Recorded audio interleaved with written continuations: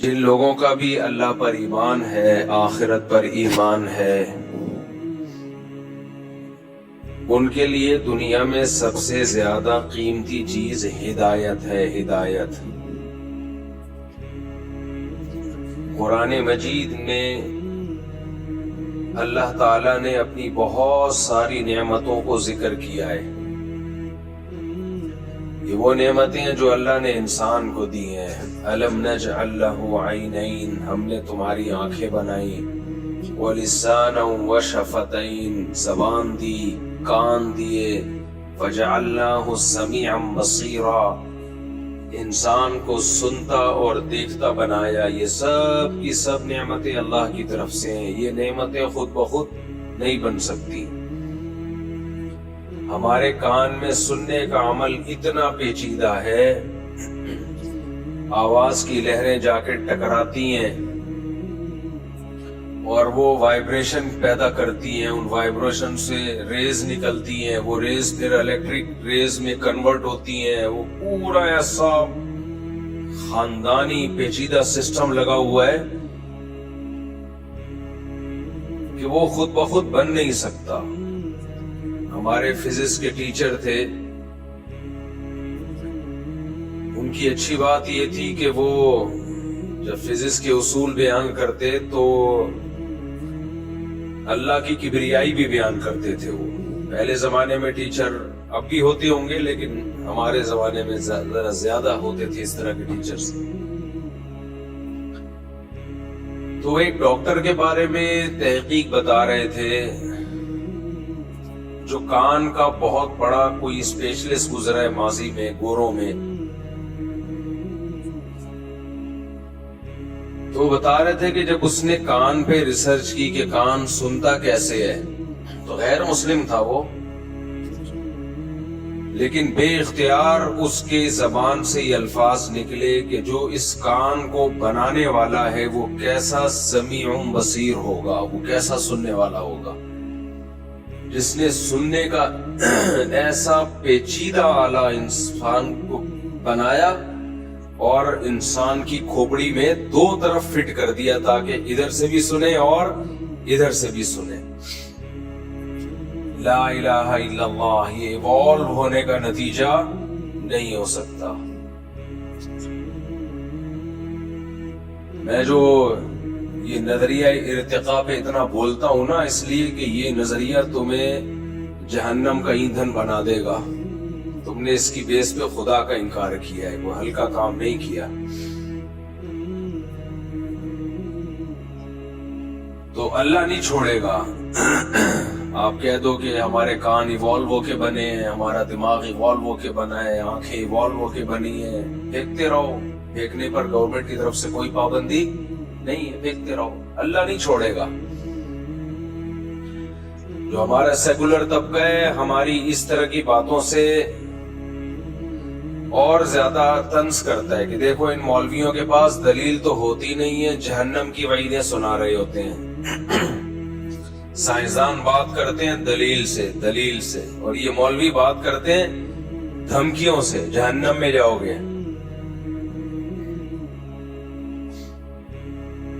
آپ بھی دلیل سے بات نہیں کرتے، آپ بھی پھینک رہے ہو۔ خدا کی قسم نہیں بن سکتی آنکھ، کان نہیں بن سکتے، کچھ اور لاتے مارکیٹ میں، شاید ہم مان لیتے اس کو، تو وہ چیز لے کر آئے ہو جو ماننے کی نہیں ہے۔ تمہاری ان بوسیدہ باتوں کی بیس پہ ہم اپنے بنانے والے کا انکار کریں، دنیا میں اس سے بڑا جرم کوئی نہیں ہوگا۔ دیکھو، لوگ جرم کی کوانٹیٹی کو دیکھتے ہیں، کوالٹی کو نہیں دیکھتے۔ یہ بہت بڑی غلطی ہوتی ہے لوگوں سے۔ لوگ کہتے ہیں کہ جو شخص زیادہ گناہ کرتا ہے وہ بڑا مجرم ہے، اور جو کم گناہ کرتا ہے، جس کے گناہوں کی تعداد کم ہے، وہ چھوٹا مجرم ہے۔ میرا گلا پتہ نہیں کیوں بار بار بیٹھ رہا ہے۔ دنیا میں خوب سمجھ لو، جرم کی کوانٹیٹی سے زیادہ ویلیو کس کی ہوتی ہے؟ کوالٹی کی۔ کس نوعیت کا جرم کیا؟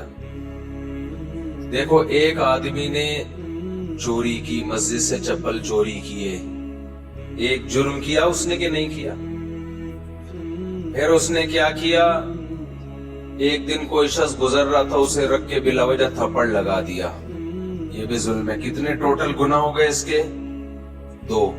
یعنی آپ ایک ترازو لیں اور اس کے گناہ اس میں رکھنا شروع کریں. چپل چوری کا گناہ لا کے رکھ دیا, آدھا کلو کا ویٹ ہو گیا اس کا, ٹھیک ہے. بلا وجہ جمشید کو تھپڑ لگا دیا, آدھا کلو کا گناہ, اور یہ ٹوٹل گناہ کتنے ہو گئے؟ 1 کلو. پھر کہیں کسی کی غیبت کی, ہلکی پھلکی, زیادہ بڑی غیبت نہیں, اس کو موٹا کہہ دیا, اس کو پتلا کہہ دیا, اس طرح کی غیبت. غیبت کے بھی درجات ہوتے ہیں. کسی کو زانی کہہ دیا, بہت بڑی غیبت ہے, لیکن ہلکی پھلکی غیبت, اب موٹا ہے تو دیکھ اس کی, یہ آدھا کلو کا گناہ اور ہو گیا. ٹوٹل کتنے ہو گئے؟ 1.5 کلو. 3 گناہ. اس طرح اور بھی چھوٹے چھوٹے گناہ لائیں تو یہ ٹوٹل 10 کلو کے ہو گئے. اب 20 گناہ ہو گئے, لیکن ویٹ کتنا بن رہا ہے؟ 10 کلو. گناہوں کی تعداد ہے ٹوٹل 20. لوگ اس کو زیادہ برا سمجھیں گے, کتنا گناہ گار ہے, دیکھو اس کو بھی, اس کو گالی دی تھی, اس کو برا بھلا کہا تھا, وہاں سے چپل چوری کی تھی. لیکن ایک دوسرا شخص ہے جس کی زندگی گناہوں سے بالکل پاک, نہ کبھی کسی کی غیبت کی اس نے, نہ کبھی مسجد سے چپل چوری کی ہے اس نے, نہ کبھی کسی کو تھپڑ مارا. ایک دن اٹھا اور اس نے جمشید کو قتل کر دیا. یہ گناہ کتنے ہیں؟ 1. اب ترازو کے پلڑے میں آپ یہ ایک گناہ لا کے رکھیں, آپ کا کیا خیال ہے, اس کا ویٹ 10 کلو ہوگا؟ 10,000 کلو ہوگا اس کا ویٹ. گناہ ایک ہے, لیکن یہ ایسا گناہ ہے کہ دنیا میں بھی اس کی سزا پھانسی کا پھندا, دنیا میں بھی اس کی سزا پھانسی کا پھندا ہے, اور آخرت میں اس کی سزا تو بہت ہی خطرناک. اعمال میں, بدعمالیوں میں سب سے بڑی سزا جو اللہ نے کسی گناہ پہ سنائی ہے وہ قتل ہے. جتنی سخت سزا اللہ نے قتل پہ سنائی ہے نا, قیامت کے دن قاتل کو جو سزا ملے گی, اتنی بڑی سزا مشرک کے علاوہ کسی کو نہیں ملے گی. تو شرک ہے وہ تو عقیدے سے اس کا تعلق ہے. اعمال میں قتل سے بڑی سزا اسلام میں کوئی بھی نہیں ہے. خوب سمجھ لو, قتل سے بڑی سزا بھی نہیں ہے, کسی کو واجب القتل قرار دینے سے بڑی سزا بھی نہیں ہے, کیونکہ آپ اس کے قتل کو حلال کر رہے ہو.